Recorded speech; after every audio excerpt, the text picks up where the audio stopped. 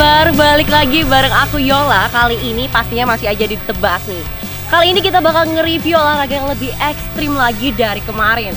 Teman-teman semua pasti penasaran kan olahraga apa sih ini? Langsung aja kita tebas.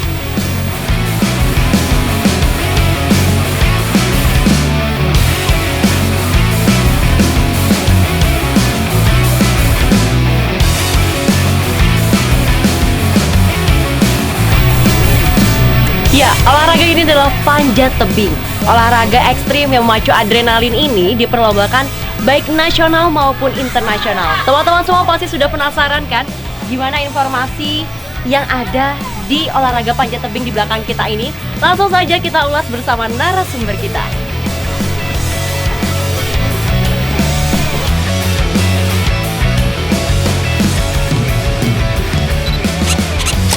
Halo teman-teman, hari ini balik lagi bareng aku Yola dan kita sudah sama salah satu narasumber dari FPTI Kabupaten Tabalong.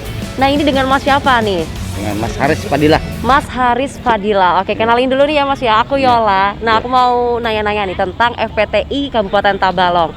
Kalau misalnya yang kita tahu nih ya, FPTI ini kan mungkin masih awam untuk masyarakat umum gitu loh. Iya benar. Mungkin bisa dikenalkan dulu nggak sih FPTI itu apa kepada pemirsa-pemirsa semua di sini? Oke. Ya. Dulunya nama saya Haris Fadila, jabatan saya sebagai sekretaris umum ya di salah satu cabur olahraga di Tabalong di bawah naungan KONI. FPTI itu adalah Federasi Panjat Tebing Indonesia. Pengcapnya di Tabalong, di pusatnya juga ada FPTI Indonesia. Jadi dia Federasi Panjat Tebing Indonesia Kabupaten Tabalong ini FPTI dia membawahi cabur panjat tebing dengan sarana olahraganya yaitu dinding panjat tebing di daerah, ya kan, dinding daerah. Berarti ini emang ada 3 fasilitas panjat tebing ya yang ada di sini gitu ya, yang tersedia benar. di sini. Benar ya. Itu dia ada kelas-kelas kategorinya yang dilombakan. Kelas kategorinya. Karena dia ada 3 dinding tadi. 3 dinding ini dia ada kategori lombanya yang dipertandingkan sesuai dengan nomor yang dipertandingkan kalau di jenjang prestasinya di nasional dan internasional. Wah, keren banget kan. Jadi kalau misalnya panjat tebing ini merupakan salah satu olahraga unggulan ya, cabur unggulan yang ada di daerah sini, dan kabarnya ya Mas ya, ini selalu borong piala nih kalau misalnya ikut kejuaraan atau apa itu. Oh iya benar. Nah, dia cabur unggulan dari tahun 2002 ya, 2002. Dari tahun 2002 ya sampai sekarang dia sudah lumayan ternama dia di Kalsel ini. Pasti dia mengeluarkan hasil-hasil kalau lomba itu juara-juara dan medali-medali biasanya. Medali-medali dan juara-juara. Nah, pasti teman-teman semua di sini juga penasaran nih, sejak kapan sih panjat tebing ini eksis di Kabupaten Tabalong sendiri? Oh ya. Jadi panjat tebing di Tabalong sendiri dia eksisnya di mulai dari tahun 90-an sebenarnya ya. Mulai tahun 90-an sudah sangat eksis. 90-an. Jadi mulai meningkatnya dia di tahun 2002 itu sampai tahun sekarang. Itu mulai sudah mulai menunjukkan pengaruhnya dia di turnamen dan pertandingan. Tapi kalau berdirinya dia di tahun 90-an karena pada waktu itu salah satu ownernya si pendirinya FPTI ini seorang dokter spesialis di pemerintahan Kabupaten Tabalong. Wah, keren banget ya. Yeah. Oke Mas, aku juga penasaran banget nih ya. Ada beberapa pertanyaan nih, kan kalau misalnya eksisnya sudah sangat-sangat lama sekali ya, dari tahun 90-an sampai sekarang ini ya. Pasti kan sudah menciptakan banyak atlet-atlet senior maupun junior. Sampai saat ini sudah ada berapa atlet sih yang bergabung dengan FPTI ini? Atlet kita lumayan banyak ya, tidak bisa disebutkan jumlahnya ya, tapi yang dia aktif mungkin gitu. dia terbagi dari junior dan senior. Senior dan junior dia dibagi. Jadi kalau sekarang yang masih aktif ya, tapi mereka ada juga yang latihan di luar daerah ya, tidak mesti dia di Tabalong ini, karena statusnya dia sebagai atlet Tabalong, tapi Benar. dia keluar, dia berdomisili di luar karena dia ada pekerjaan dan ada juga berkeluarga di daerah lain. Jadi Tapi emang sudah statusnya, tidak. ya tapi statusnya dia statusnya sebagai atlet Tabalong. Nah, itu kalau yang masih aktif kira-kira orangnya 20-an kalau yang masih 20-an. aktif. Ya, yang masih aktif untuk latihan dan masih menggeluti dunia panjat tebing seperti ini. Nah, teman-teman semua juga pasti penasaran kan? Kan tadi kan Mas Haris juga sudah menjelaskan bahwa di sini juga ada 3 dinding yang tersedia Iya, dengan benar. klasifikasinya beda-beda nih ya. Iya, benar. Mungkin bisa dijelaskan nggak lebih detail lagi gitu loh? Mungkin dinding ini tuh buat apa, yang sebelah sini untuk apa, kejuaraan yang dicari dan lain-lain. Oke, ya. Jadi untuk venue-nya itu ada 3 lintasan ya, 3 dinding atau 3 sirkuit di sini, 3 sirkuit. Yang pertama di belakang kita yang agak lebar ya, dengan bawahnya matras, itu pemanjatan jarak pendek. Pemanjatan jarak pendek ini dia tidak memerlukan alat-alat seperti di ketinggian ya, alat-alat di ketinggian atau safety. Dia cuman jatuhnya dia ke matras aja. Oh gitu. Nah, jadi jaraknya cuma 4 meter. Jaraknya cuma 4 Dia, meter. dia hanya latihan untuk menembuskan jalur pendek yang mana ditargetkan dari titik paling bawah. Titik paling bawah titiknya sudah ditentukan untuk mencapai titik yang tertinggi. Tapi di paling ujung ya, sana. dengan jalur-jalur yang bervariasi, Mbak. Oh, Banyak gitu. macam bervariasi, ada yang kecil pegangannya, ada juga yang besar. Kalau yang kecil itu kami menyebutnya pegangan itu dia poin. Poin ya. Namanya poin ya. Poin itu ada poin slip, poin kecil, ada poin full, ada poin undercut. Terus ada yang besar itu namanya nanti volume. Volume itu jenis kayak pegangan tapi menyembul gitu kan, seperti itu. Nah, itu untuk boulder pemanjatan jarak pendek. Terus ada lagi yang di tengah kita itu namanya speed. Speed ya. Speed ini yang kemarin booming di TV dengan pecahnya rekor dunia atlet Indonesia Iya, benar. tercepat selama 5 detik. Benar. Jadi dia memanjat main cepat-cepatan, Main cepat-cepatan. main cepat-cepatan sampai ke atas, itu adalah speed untuk kecepatannya. Terus di samping belakang kita sebelah kiri sana lagi itu adalah lead.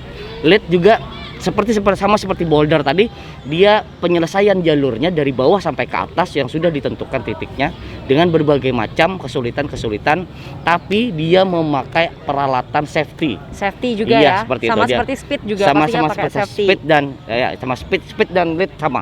Speed Iya. dengan lead sama. Cuman boulder yang tidak ada. Boulder cuman pakai matras aja seperti itu. Oke, jadi yang benar-benar mengandalkan kekuatan itu ya Iya, boulder ya. Iya benar, yang pakai boulder ya, untuk boulder.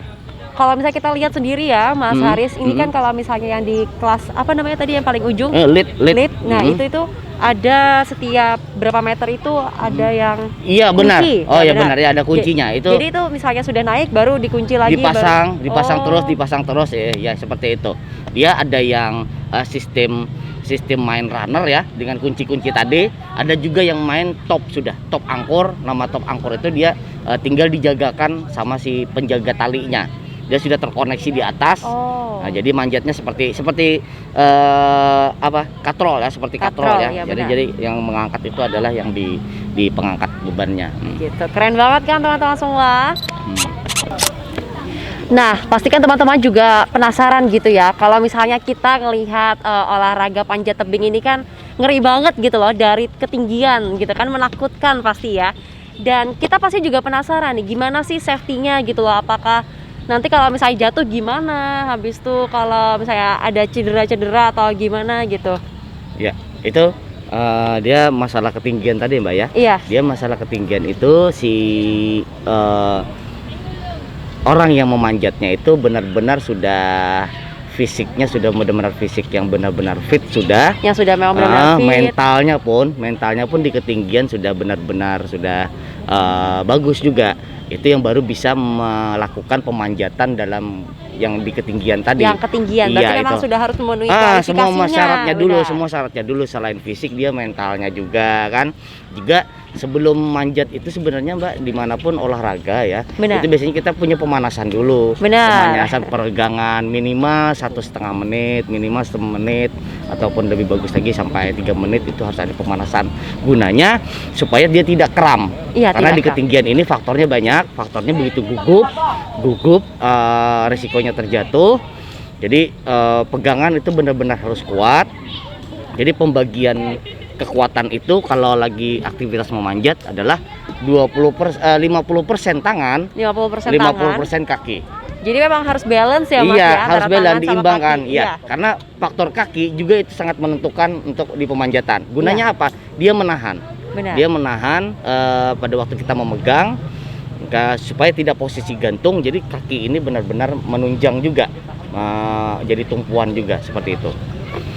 Kalau dalam keadaan di ketinggian, si pemanjat pun perlu memahami tentang peralatan ini. Peralatan ini apa yang dipakai untuk di ketinggian sudah dicek. Sudah dicek terlebih Iya, dahulu ya. talinya pun sudah dicek segala macam. Jadi tidak langsung memakai. Jadi hati-hati karena resiko jatuh itu macam-macam. Ada yang kaki patah, ada yang kaki patah ya. Macam-macam sudah ya. Ya kalau resiko mati itu ya pasti ada ya di ada, setiap kegiatan tergantung kita. ketinggiannya Benar, ya, benar, tergantung benar. ketinggiannya. Kalau memang sudah tinggi, terlalu tinggi juga 10 meter tuh ya rata-rata Bisa ya. bisa meninggal kalau sudah 10 meter itu. Di atas 10 meter ya Makanya lebih jelas safety-nya lagi. harus benar-benar benar, diperhatikan nih ya harus supaya diperhatikan. kita menghindari kejadian-kejadian yang karena tidak kita olahraga diinginkan. ya kan, Iya, kita kan benar. olahraga kan Benar. untuk sehat, Benar. bukan untuk mencari penyakit seperti Benar, itu. benar. Jadi alangkah baiknya kalau ada olahraga ketinggian yang memakai safety, lebih baik menghubungi kami yang Menghubungi terlebih dahulu. lebih tahu tentang bagaimana memakainya. Jadi tidak semata-mata langsung manjat. Jadi kalau ada yang memanjat, sering kami tegur jangan sampai memanjat terlalu tinggi karena ini memerlukan tali, ya kan, tidak boleh langsung memanjat. Oke Mas, ini kan kalau misalnya kita lihat ya, ini di belakang-belakang juga banyak banget ya pemirsa atlet-atlet cilik nih ya yang sudah manjat yang speed nih Mas ya. Mungkin ini teman-teman di rumah juga penasaran nih gimana sih cara untuk gabung ikut panjat tebing ini gitu loh. Oke, ya. Jadi panjat tebing itu sendiri dia tidak terlalu terbatas usia ya. Jadi mau anak itu umur 5 tahun sudah bisa manjat dia. Umur 5 tahun udah bisa manjat, kecuali bayi ya, bayi nggak bisa. Benar. Iya ya, balita juga nggak bisa. Jadi 5 tahun dia sudah bisa manjat, cowok cewek bisa, dan seterusnya sampai umur 50 tahun 70 tahun masih bisa manjat. Karena ada kelasnya Mas ya. Iya, memang. iya. Kalau sudah sifatnya kompetisi ya, Iya. sifatnya kompetisi dan prestasi, pasti akan dibedakan nanti umur itu. Iya benar. ada Umur itu kualifikasi berbeda. umur-umur. Yang mana junior, yang mana senior, Benar, pasti benar. dibedakan. Itu kalau sudah sifatnya kompetisi. Tapi kalau sifatnya tidak kompetisi, dia bisa 50 tahun bisa manjat, 70 tahun juga bisa manjat. Dia tidak terkendala dengan usia untuk olahraganya. Oke Mas Haris nih, mungkin teman-teman di rumah yang mau gabung nih gimana sih caranya? Oke. Yang untuk mau bergabung bisa mendatangi kami ke tempat venue latihan seperti ini ya. Langsung Seperti aja ini, datang. langsung datang aja seperti ini, didampingi orang tua ataupun didampingi pacar ataupun didampingi suaminya. Bebas ya, Bisa bebas. bebas ya, asalkan mau dilatih di sini. Itu tadi dia tidak berbatas usia, antara anak umur 5 tahun sampai umur 70 tahun sampai umur 80 tahun dia tidak terkendala dengan usia. Cuman dia kendalanya adalah sehat jasmani dan fisiknya aja. Yang penting itu aja. Asal dia semua bisa. Tidak takut ketinggian. Mau juga latihan. Dilatih dengan fisik yang berat, ya manjat cuman agak berat aja. Berat badannya harus dilawan dulu. Iya. Berat badannya harus dilawan dulu. Jadi dia harus meringankan tubuh dulu. Bisa langsung datang ke sini. Kami biasanya jadwal dari sore ya. Dari sore habis asar atau jam 4-an itu sudah kumpul semua di sini. Bisa untuk latihan di sini ya.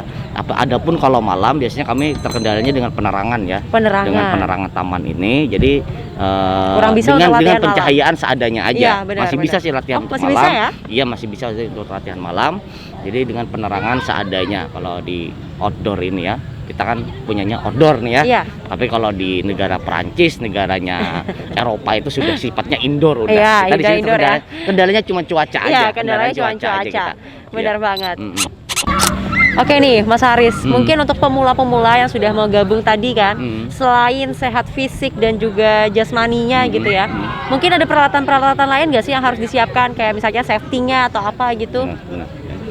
Itu olahraga seperti ini untuk pemula ya kami biasanya meminjamkan ya. Meminjamkan kalau di sini peralatannya semua, apalagi untuk alat safety ya. Alat safety kita tidak bisa asal mereka naik dengan mengikat tali, mungkin dengan tali apa yang dia di rumah kan, misalnya ada tali jemuran, gitu ya, tali tambal, tali pramuka. Kami tidak menyarankan seperti itu ya, karena di sini ada talinya khusus ya. Semuanya itu ya hanya ada di peralatan si pemanjat itu adalah peralatannya untuk olahraga aja, seperti sepatu cat perlu dia untuk jogging kan, sepatu cat dia untuk jogging, terus fisiknya ya celana trainingnya, kalau perempuannya harus celana yang agak legging itu ya, legging mungkin dilapisi dengan kain yang di luarnya. Terus tidak menyarankan kami memanjatnya dengan celana levis. Kain levis itu agak berat, biasanya dia tidak terlalu lentur. Jadi harus celana olahraga, baju juga kan, sambil sepatu mungkin dia bisa juga membeli, sebenarnya dia bisa membeli dengan ukuran khusus seperti itu. Terkadang benda yang kami pinjamkan ini ya terkadang belum pas di kakinya. Jadi kalau mau membeli dengan ukurannya bisa menghubungi kami kalau mau belinya. Oke, berarti ini tetap memakai sepatu Mas ya untuk naik ke tebing ini. Benar, dia sepatunya sepatu khususnya ini dia seperti sepatu balet ya, sepatu balet ya. Dia kencang di bagian ujungnya, dia sampai tumit ujung kaki itu memang harus kencang. Jadi sepatu khusus. Ada yang produk lokal, ada juga yang produk internasional juga ada ya, seperti itu. Nah teman-teman Tebas, banyak banget informasi yang sudah kita dapetin tadi bareng Mas Haris ya tentunya. Dari cara bergabung ke komunitas olahraga panjat tebing ini, kemudian juga peralatan-peralatan apa aja yang harus disiapkan kalau misalnya gabung, sudah kita ulas semua di sini. Dan tentu saja Yola mau ngucapin makasih banyak ke Mas Haris karena sudah bersedia nih kita wawancarai, kita tanya-tanya tentang olahraga panjat tebing. Pokoknya buat teman-teman semua yang ada di rumah, jangan malu kalau misalnya mau gabung ke olahraga panjat tebing ini, langsung aja datang ke depan venue kita di sini ya Mas ya. Ini latihannya setiap hari Senin sampai Jumat.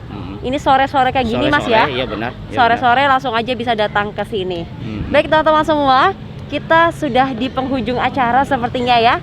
Dan sampai jumpa lagi di segmen Tebas berikutnya.